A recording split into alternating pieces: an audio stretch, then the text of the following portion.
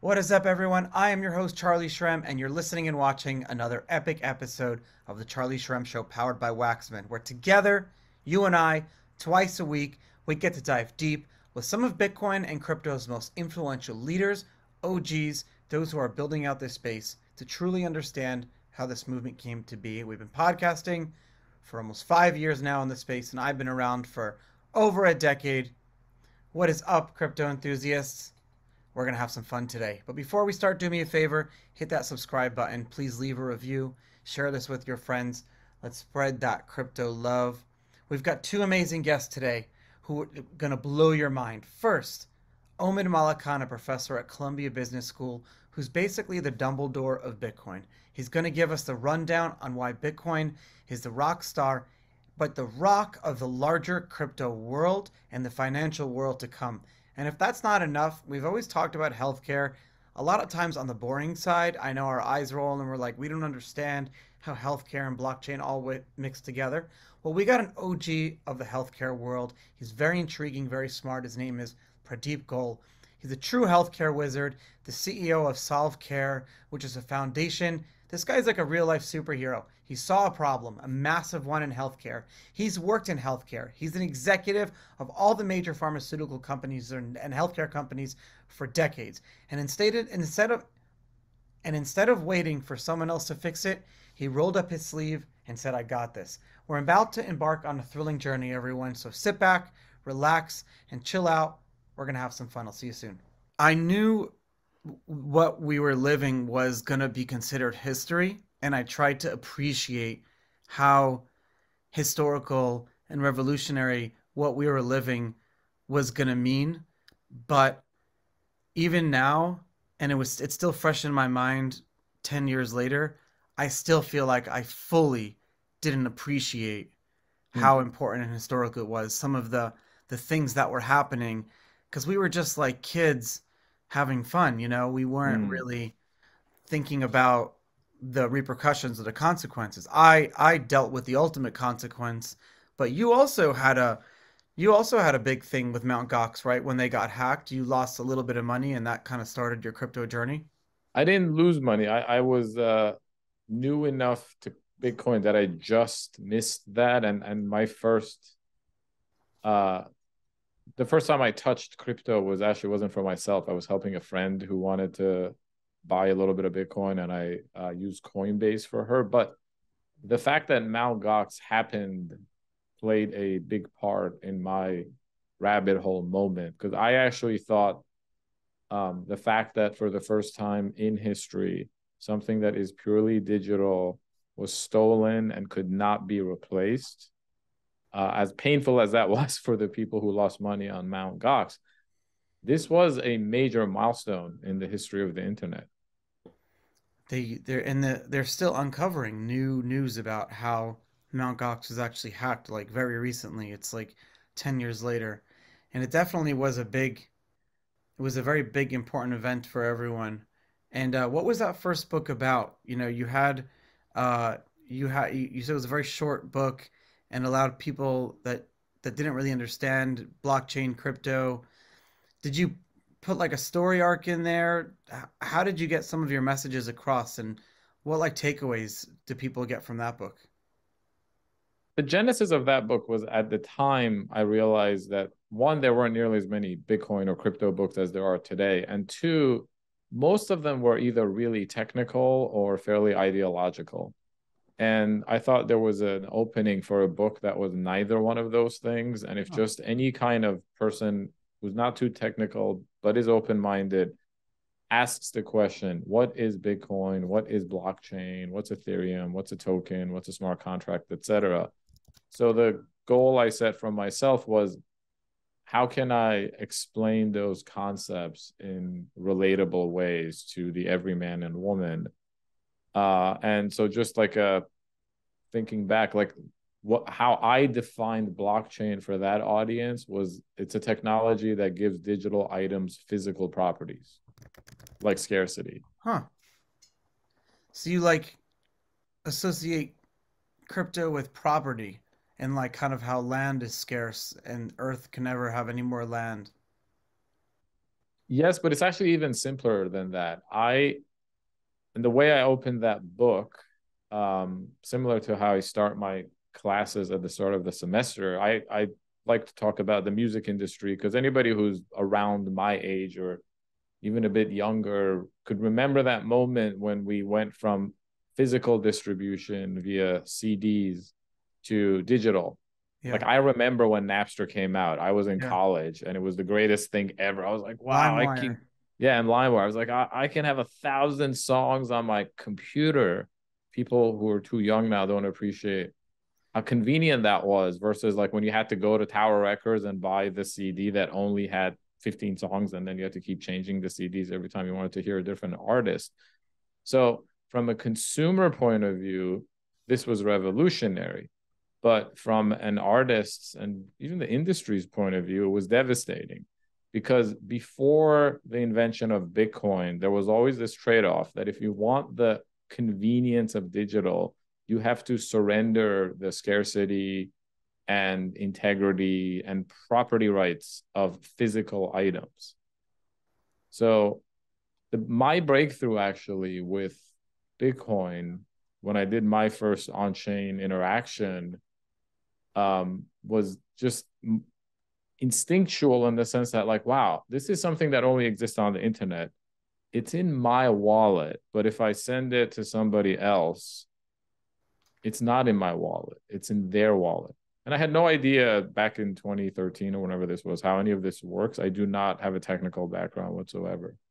But But you didn't need to have a technical background because at that point, something like sparked in you. You knew it just worked, and it was like the ramifications of that.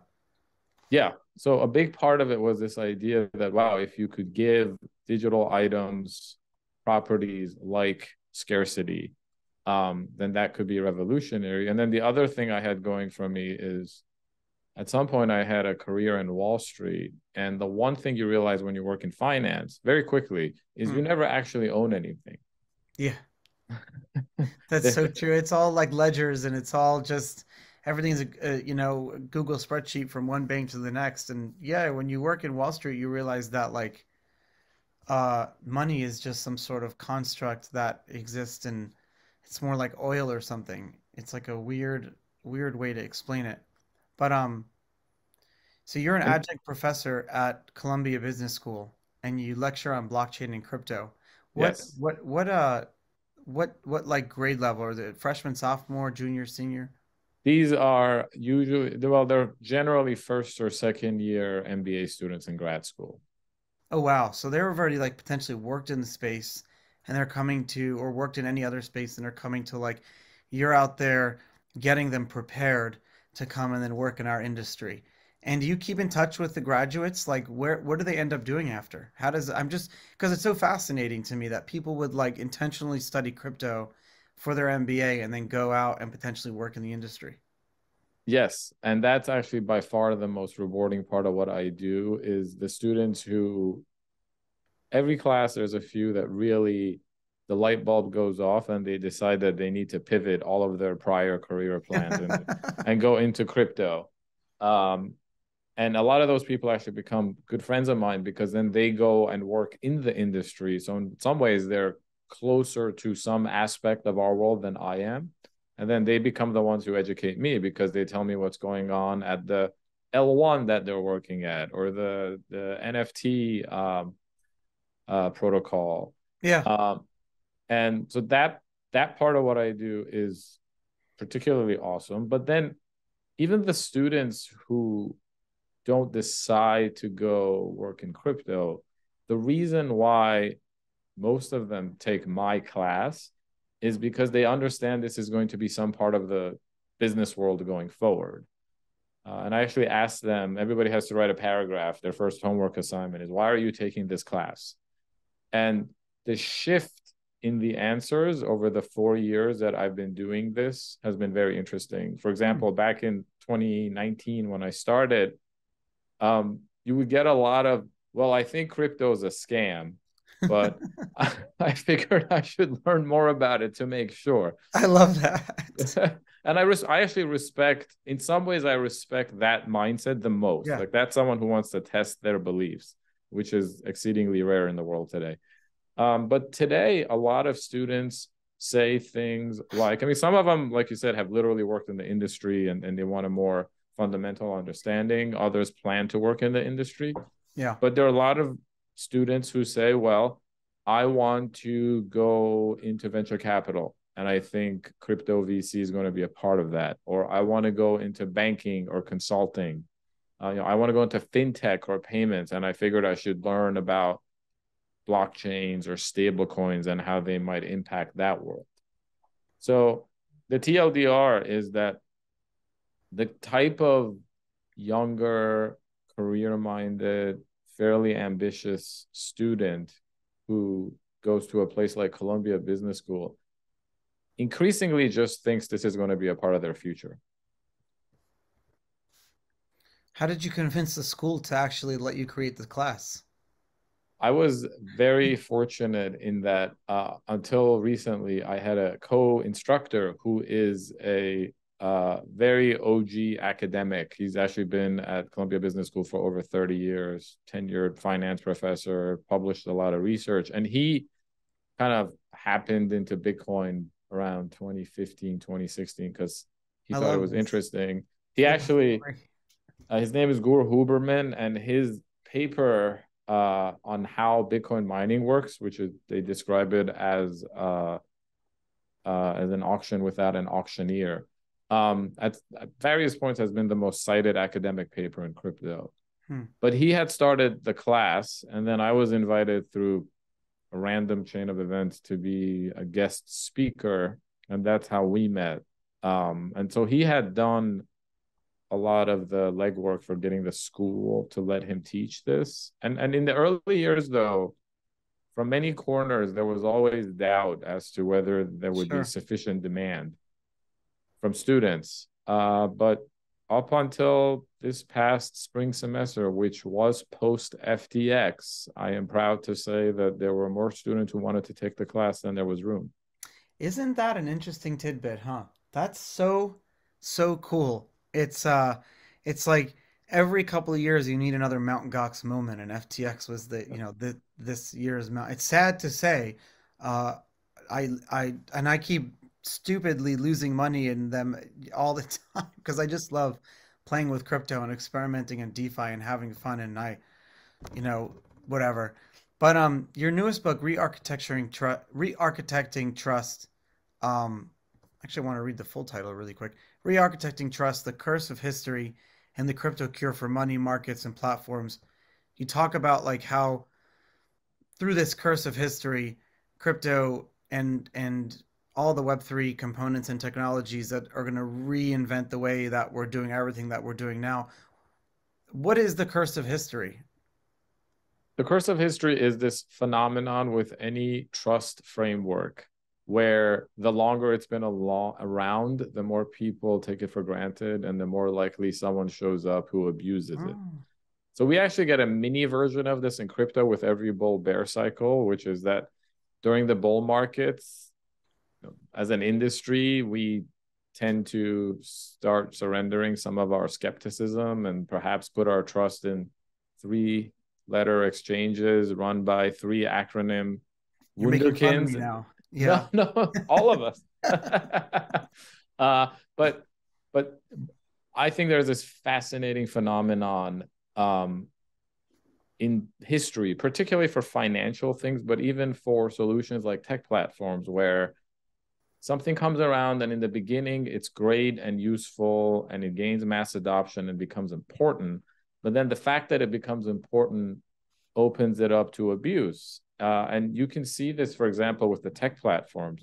You did a recent episode on surveillance capitalism, and where we've ended up with these big tech platforms is very different from how we envision things, those of us who were around 20 years ago. But fascinatingly enough, it's often also very different from how the pioneers who actually built these companies envision things playing out. Yeah. And one quick anecdote that I have in the book is that, as you and everybody else knows today, Google is the world's biggest advertising company. if you go back and read the original Google search paper by Larry Page and Sergey Brin, where they spell out their PageRank algorithm, that paper has a whole appendix on why advertising is a bad business model for search engines. Really? Yeah. Oh my God. I need to read that. Well, now I'm sure everyone's going to be checking out, listening to this episode, checking out your book. But we'll have it all in the show notes and everything like that. But Omid Malekan, thank you so much for taking the time and coming on the show today. Thanks for having me. What's interesting with your story is that so I'm reading up about you and everything, and here you are, and in the year is 2004, and for 14 years you're building and running this company in various roles in the healthcare industry, and you're a huge company that did like outsourcing technology projects for solutions for like Medicaid and Medicare and SNAP if you're in the U.S. and you know some of these things, but basically uh, like similar programs to like how European countries have their like public healthcare system. And then you went on Yep. after you sold that to WebMD. You went on and continued to build some solutions. You helped build like some solutions under the Affordable Care Act and things like that. So I'm like Right. very cool background, and like we can spend like so much just time talking on that. And like I wanted to do that. And then I'm like reading onwards, and I'm like, so he's for 6 years he's running the Solve.Care Foundation, which is building out.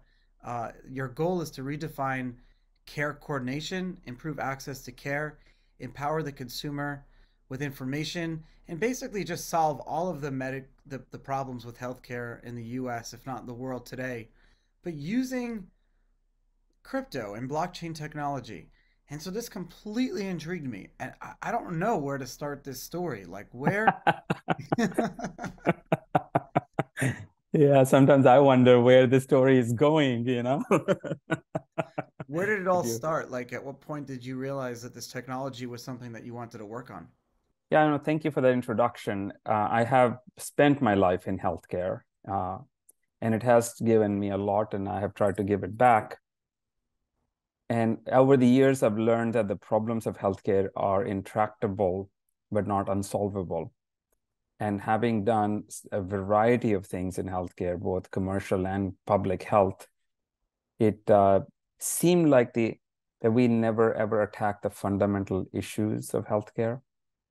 And while I wasn't really looking at blockchain as a panacea, and it isn't, I had set my mind to building a new kind of a healthcare ecosystem that would treat everyone fairly, would allow business to function efficiently, would allow the consumer to retain dignity and rights and necessary controls, and to build this more equitable model of care delivery. And it doesn't really matter whether we are focusing on US and our size and spend and waste and all those things that people love to talk about. Yeah.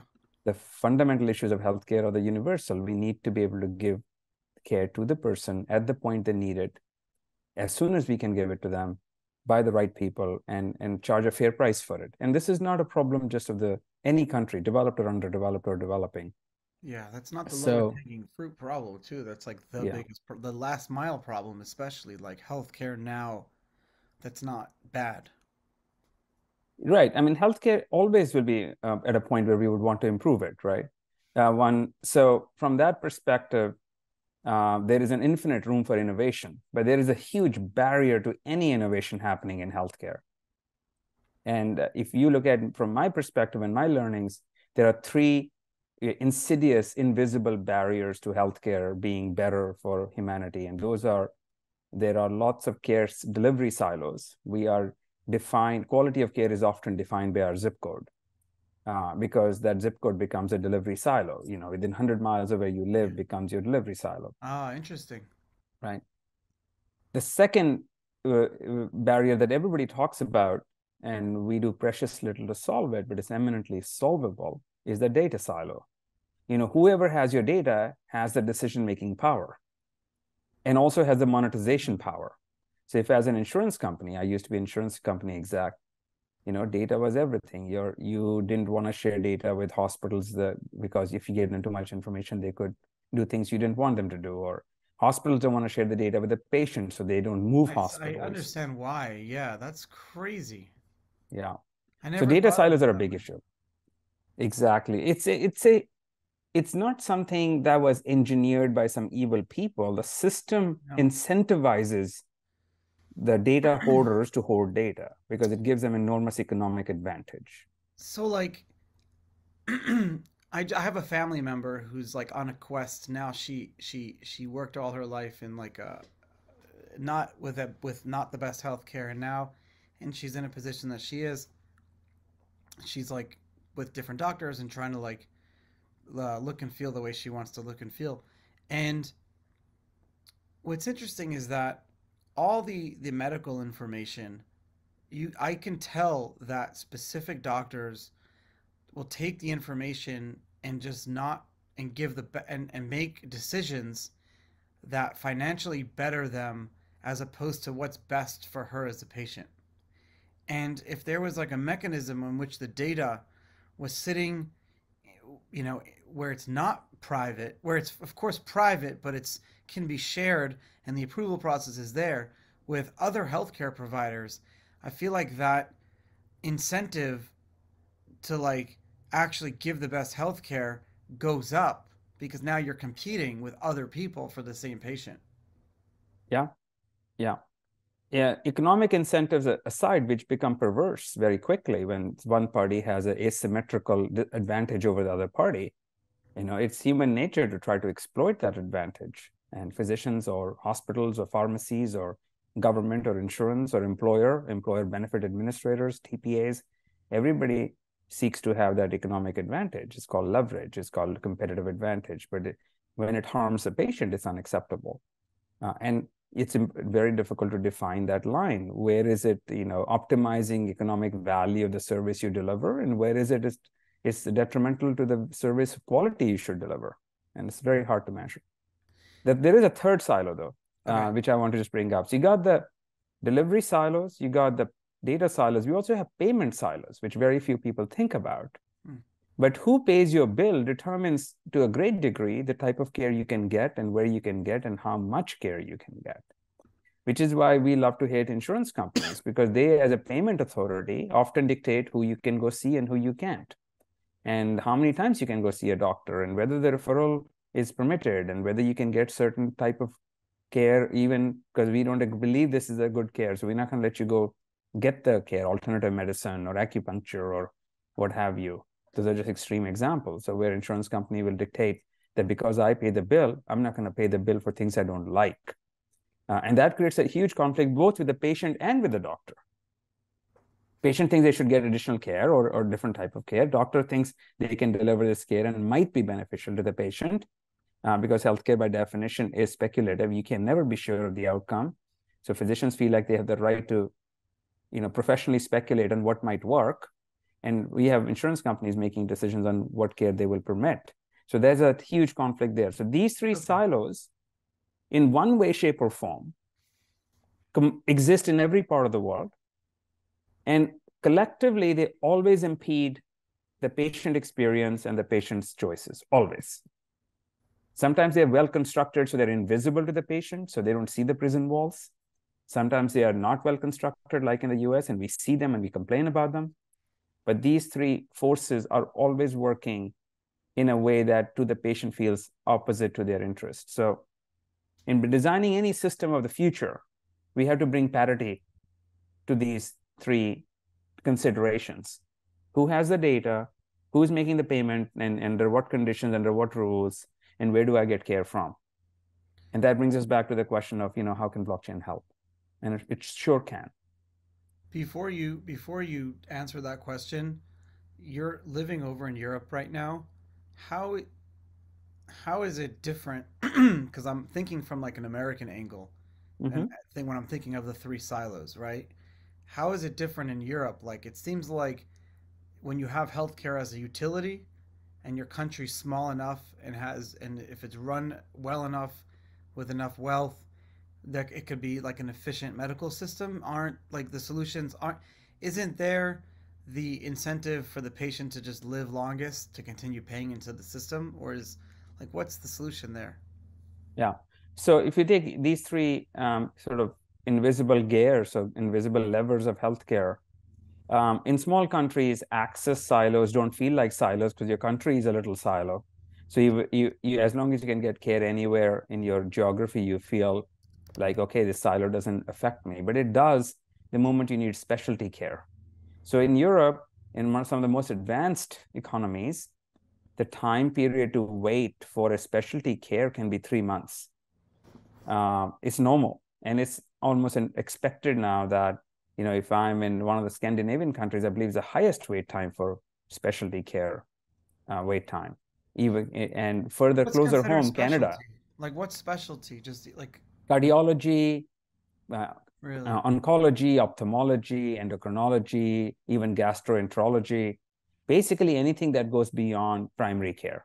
You know, basically anytime you go to the primary care doctor, he goes, well, I'm going to have to refer you to somebody who's a specialist about heart, lungs, liver, you know, your Takes months, if gastrointestinal not system. like a super Months, long time.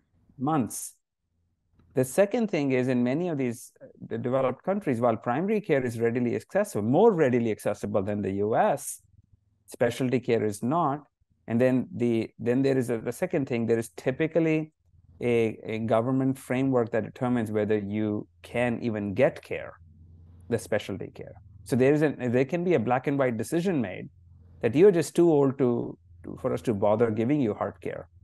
So in that sense, there are built-in triage regulations, again, going back to care delivery silos and payment silos, because the government says, look, I'm better off spending money on a younger patient than to spend a lot of money on heart surgery for an 83-year-old woman. While there's the economically sound choices, one could argue, but there's a huge moral and ethical and patient rights concern in that just because grandma is 83-year-old doesn't make her less useful to society than a 13-year-old. So they make these blanket choices in terms of care delivery. And those are, again, very much present. And then you also have the payment issues. So the patient might be able to afford the care, okay? But the provider feels that their services are not well compensated. So you have brain drain. You also have physicians limiting the access to care, saying, well, I don't get paid much, so I'm going to work normal business hours, and I'm not going to put in the extra effort. So there is a perverse incentive. But if the country is relatively small, if the incidence of disease is not that prevalent, or is simply accepted that, okay, you're going to get old, you're going to die, and 75 is old enough, then you end up with a scenario where these silos very much operate in a daily decision making. But there's an illusion that as long as you're taking care of the majority need for the majority of the population, let the outliers pay the price. So I would say that, having traveled the world and lived in many countries, whether it's Asia, you know, you take a look at very well-developed Asian economies, their care is readily available, but then the cost is becoming unbearable to society. You have Europe, where care is moderated and modulated and rationed. There's a different kind of cost to society. Yeah. And you come to US, where we don't really want and allow for much of rationing. There we have continuous orthogonal relationship and conflict between patient, provider, and insurer shows up in a very unhealthy opinion of the public about how bad our healthcare is, and of course, spiraling costs. So in a nutshell, Charlie, healthcare has significant opportunity for improvement in every part of the world. And these three levers are always interacting in a way that whoever's hand is on the lever is making the decisions, and then almost never to your or my benefit. So what's the solution? Or your solution? That's a great question. I think the solution, of course, is multi-pronged, but from a fundamental framework perspective, we need to look at what allows these silos, even if they need to exist, to be more visible and more manageable from all parties' perspective. And there are really three fundamental parties to healthcare: the patient who needs care, the provider who delivers care, and the administrative/regulatory body that governs care, right? And there's always the fourth element, which we should never forget, which is society or family, the social side of the care, which is a huge factor, because as a kid, you know, I'm responsible for my kid's health. So the social element of his care, I'm a huge factor. So the four elements, but three are really decision-making elements. the patient, the provider, and the governor or the administrator.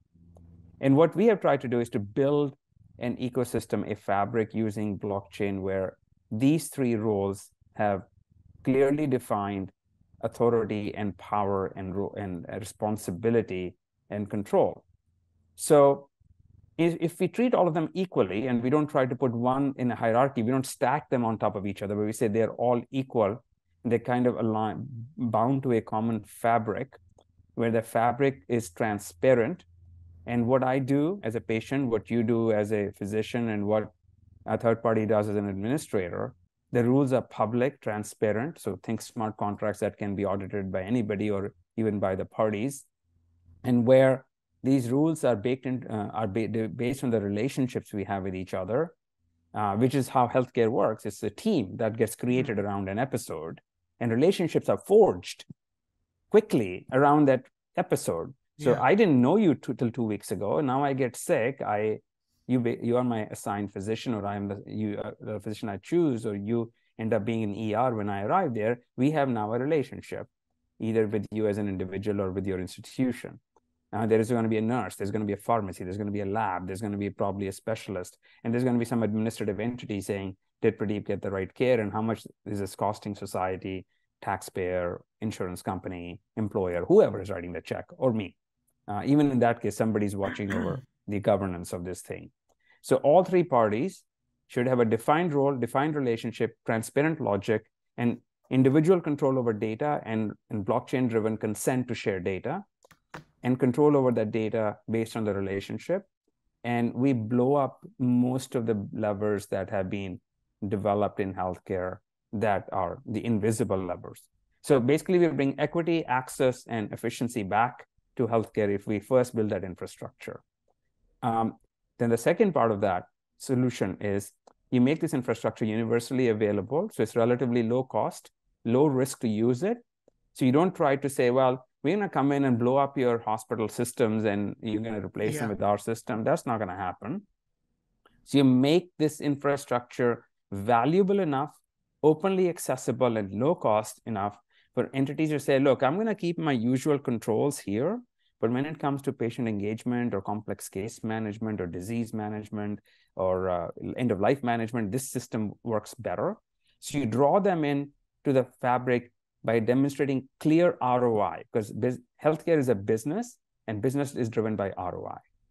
So you have to offer that. And the third thing is to draw a community into it that can write their own healthcare delivery models, be it a doctor community, or be it a patient community, or be it a church community, or be it insurance or government or employers, doesn't matter who, to be able to easily write new healthcare applications, be it appointment, be it prescription, be it risk management, be it education of the patient, be it referrals, whatever.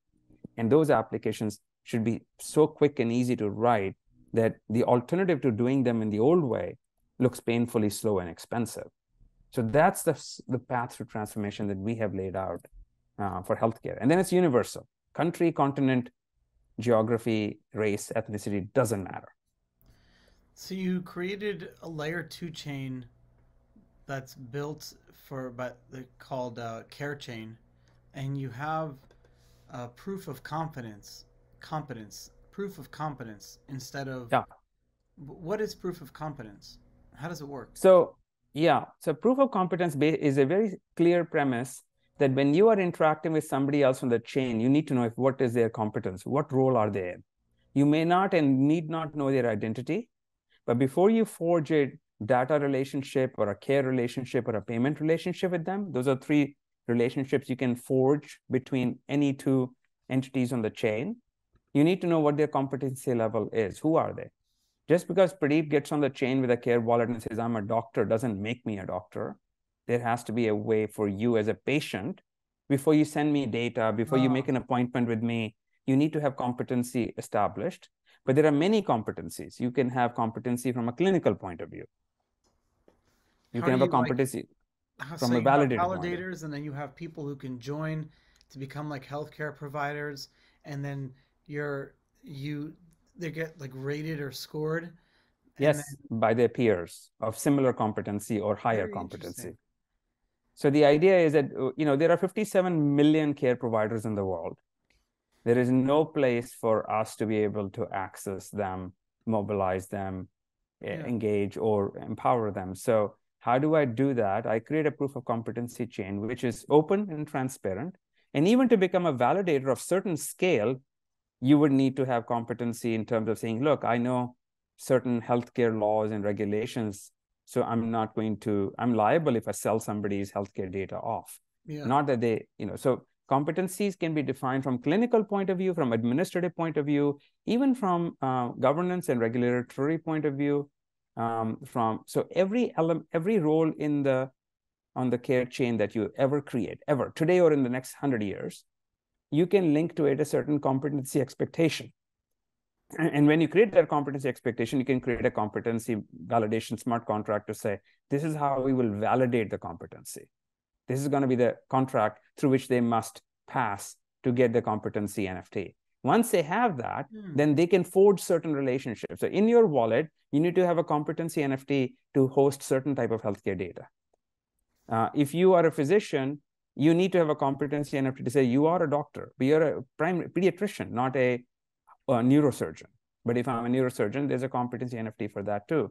So the notion is that let's use the notion of NFT in a much more intelligent way to create this digital certificate of authority. So using proof of authority as a principle, building care competency NFTs, which can grow forever, right?